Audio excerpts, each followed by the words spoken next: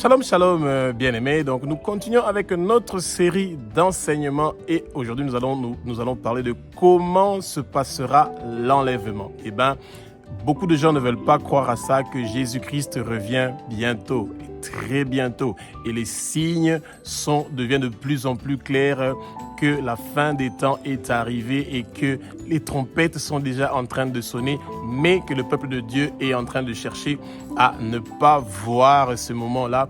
Et donc, que le Saint-Esprit prenne le contrôle de ma bouche pour que ce que je veux dire, que ce ne soit pas des paroles qui viennent de moi, mais que ce soit des paroles qui sont inspirées par le Saint-Esprit et que le Saint-Esprit cherche la meilleure façon de pouvoir nous enseigner, que ce ne soit pas moi qui sois en train d'enseigner, que ce soit le Saint-Esprit qui soit en train d'enseigner à travers moi.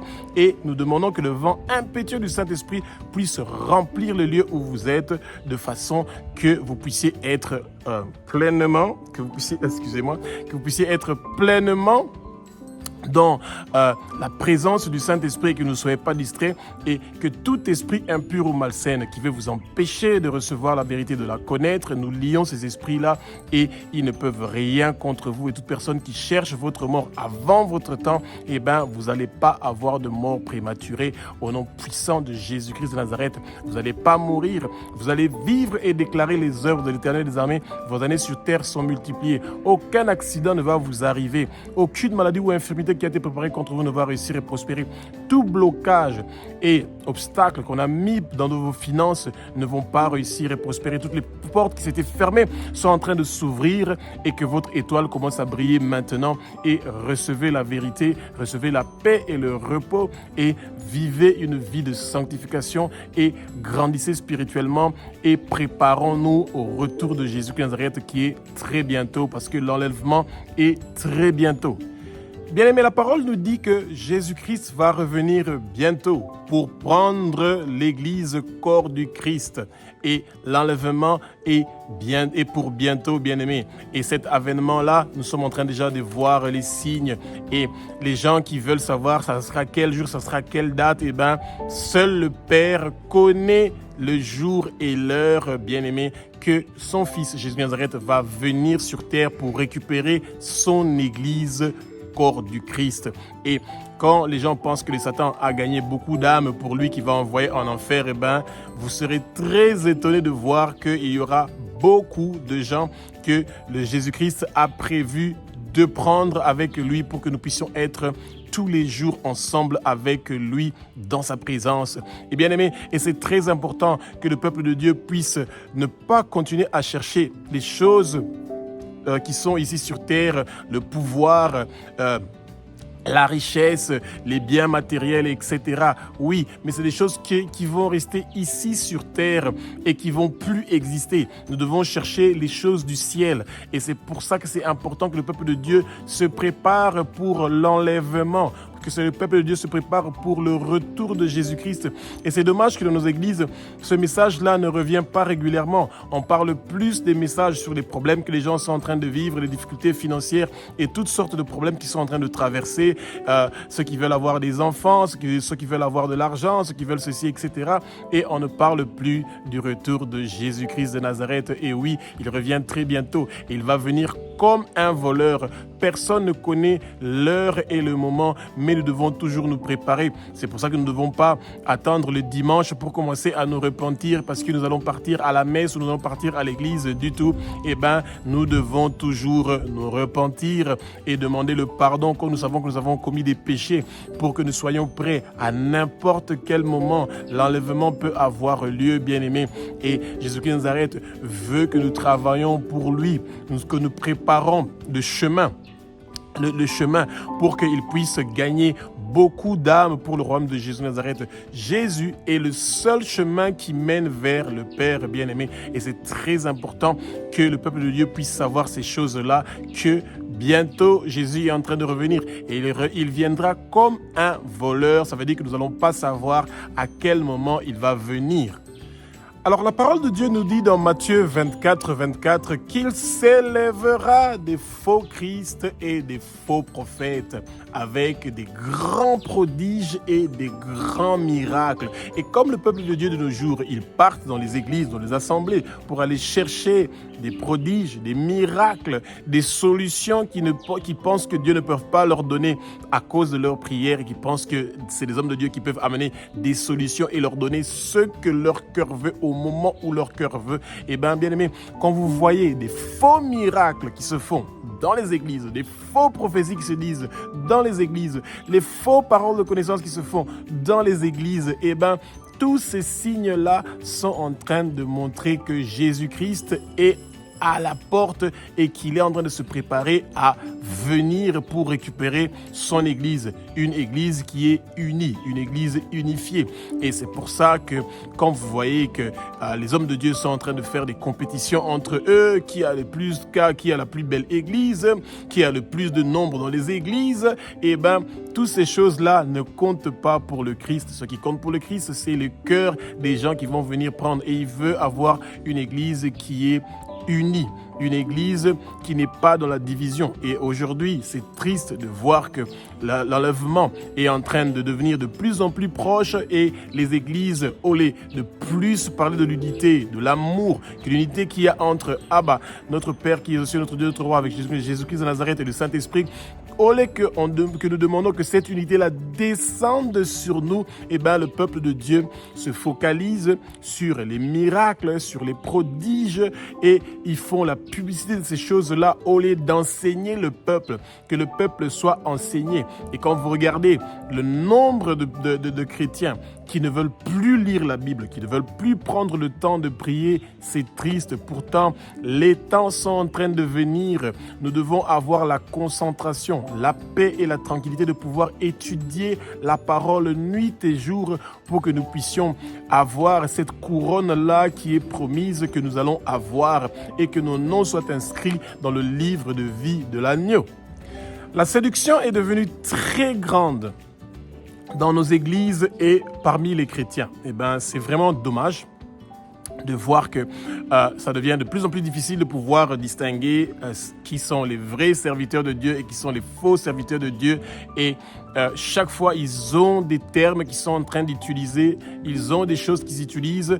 Et notamment, Jean 20, je pense peut-être au verset 27, où on dit que les miracles que vous voyez qui sont dans la Bible, et cela, c'est seulement une partie des miracles qui sont parlés dans la Bible pour que le peuple de Dieu puisse croire à la parole de Dieu. Et ça veut dire que les miracles qu'eux, ils sont en train de faire, ça fait partie des autres miracles dont la Bible n'est pas en train de parler. Et bien aimé, c'est faux et archi faux. Quand les hommes de Dieu sont en train de faire des choses qui ne sont pas dans la Bible et qui sont en train de faire des miracles, ces miracles ne sont pas en train de glorifier Dieu, mais qui sont en train de glorifier eux-mêmes, c'est éloigner le peuple de Dieu. Ce sont des signes que nous sommes arrivés dans la fin des temps, où vous voyez que chaque fois vous entendez des scandales sexuels dans les églises, vous voyez que les gens sont en train de venir avec des accoutrements, des habillements ou des cheveux qui ne sont pas en train de glorifier le nom de Dieu. Bien aimé, ça veut dire que nous sommes arrivés dans la fin des temps. L'incrédulité, l'ignorance est entrée dans nos églises et le peuple de Dieu doit se lever et de venir et de partir dans les rues, dans les maisons pour aller parler de la bonne nouvelle de Jésus, qu'il revient bientôt et que nous devons être prêts. Et la parole nous dit que ceux qui sont morts dans le Christ, les élus, se lèveront en premier et ensuite, quand Jésus va venir, nous allons monter avec lui dans le ciel. Et c'est quelque chose que nous voulons tous vivre. Nous ne voulons pas que nous puissions rater ce moment-là. Et quand nous sommes en train de vivre avec les désirs de ce monde, avec les désirs de la chair, qui sont des désirs qui sont temporaires, nous nous éloignons de cet objectif-là. Notre objectif ne doit pas être celui d'avoir les biens sur terre, d'avoir une vie aisée sur terre. On ne dit pas qu'il ne faut pas le faire. Quand vous travaillez, vous gagnez votre argent, vous devez vivre comme vous le voulez, mais vivons dans l'obéissance. Et c'est là où le peuple de Dieu est en train d'avoir des soucis et des difficultés. 1 Thessaloniciens 4, 15, 18 nous parle déjà de que la trompette est en train de sonner. Bien-aimés, demandons toujours au Saint-Esprit. Quand nous avons un moment où nous sommes tranquilles, nous devons demander au Saint-Esprit d'analyser notre journée. Et vous dites, Saint-Esprit, dis-moi les choses que j'ai faites qui ne te font pas plaisir pour que ces choses-là soient brûlées. Et si j'ai commis un péché, je veux me repentir. Repentons-nous de nos péchés. Repentons-nous de nos péchés. Repentons-nous de nos péchés. Confessons nos péchés. Nous devons vouloir mener une vie de sanctification, même s'il y a un prix à payer pour avoir cette vie-là. Nous devons absolument faire le nécessaire. Et de nos jours, le peuple de Dieu, l'arrogance, l'orgueil a tellement pris le peuple de Dieu qu'ils n'entendent plus cette trompette-là qui est en train de sonner et qui demande au peuple de Dieu de sortir de l'homosexualité, de sortir de la pédophilie, de sortir du lesbianisme, de sortir de l'idolâtrie. Les gens sont en train ils sont en train d'adorer leur téléphone. Ils ne peuvent plus s'en passer. Les gens sont en train d'adorer leur pasteur, leur église. Ils ne veulent plus adorer Jésus, celui qui va revenir pour les prendre. Peuple de Dieu, nous devons faire très attention. Et le peuple de Dieu est devenu très égoïste. Ils font des prières qui ne sont pas concernées, qui ne sont pas en train d'intercéder pour les autres peuples qui sont en train de partir vers la dérive. Et il y a beaucoup d'âmes qui sont en train de perdre leur chemin et que nous devons prier et intercéder pour eux, bien-aimés. Et la trompette est en train de sonner. La trompette est en train de sonner. La trompette est en train de sonner. Mais le peuple de Dieu ne veut pas entendre cette trompette-là que le Seigneur est en train de faire sonner à travers le Saint-Esprit qui nous dit que nous devons nous repentir pour nos péchés, de revenir au pied du Seigneur, d'écouter sa parole, d'obéir sa parole. Mais de nos jours, nous voulons seulement les messages de prospérité, comment nous allons devenir riches, comment nous allons avoir le mariage, les visas, les voyages, la maternité. Nous voulons de les choses que nous avons besoin sur terre et pas les choses qui vont nous préparer pour l'enlèvement. Et quand les esprits ne sont soumis, on le dit dans Luc chapitre 10, verset 17, si je ne me trompe pas, que les apôtres étaient très contents que partout ils partaient, il y avait des miracles, même les démons les étaient soumis. Le Seigneur les a dit que ne vous réjouissez pas seulement de ces choses-là, mais réjouissez-vous si votre nom est inscrit dans le livre de vie de l'agneau. Et bien aimé, notre nom doit être inscrit dans le livre de vie de l'agneau. Nous demandons au Seigneur qu'il inscrit notre nom et celui de nos familles et de nos proches dans le livre de vie de l'agneau, et nous devons nous y mettre sérieusement pour que nous puissions être là le jour de l'enlèvement, que nous soyons parmi ceux qui seront en train de monter ensemble avec Jésus-Christ de Nazareth.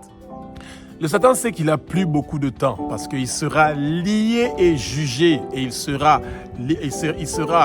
lié pendant 1000 ans, et nous allons régner ensemble avec le Christ sur terre, bien-aimés. Et ce temps-là commence déjà à s'approcher, et c'est pour ça que quand vous voyez que vos pensées sont perturbées, que vous avez des difficultés pour dormir, que vous avez beaucoup d'inquiétudes, d'anxiété, des soucis, vous devez lier ces démons-là qui veulent vous faire croire que vous êtes perdu, que votre famille est perdue, que votre pays, la région où vous êtes perdu. Eh bien, c'est faux et archi faux. Le Seigneur a une armée qui est en train de se battre pour lui, et vous devez être parmi cette armée-là, parmi ces soldats-là qui sont en train de se battre pour le Seigneur. Et nous devons prendre le temps de quitter toutes ces futilités-là qui veulent nous emmener le désespoir, qui veulent nous mettre dans des tourments, dans des traumatismes, parce que c'est ça que le monde de ténèbres est en train de faire avec les problèmes de finances, avec les problèmes de maladie. Ils veulent nous traumatiser et nous tourmenter pour que nous oublions que nous sommes arrivés vers la fin des temps et que nous avons besoin de Jésus-Christ de Nazareth pour que nos noms soient inscrits dans le livre de vie de l'agneau et que nous puissions être là le jour de l'enlèvement de l'Église au corps du Christ, et que nous devons prier pour que nos familles, nos frères et nos sœurs montent ensemble avec nous, et ce sera un moment de joie et de merveille, de porter finalement nos couronnes, de pouvoir savourer la victoire de ce combat-là que nous sommes en train de nous battre, pour lequel nous sommes en train de nous battre nuit et jour.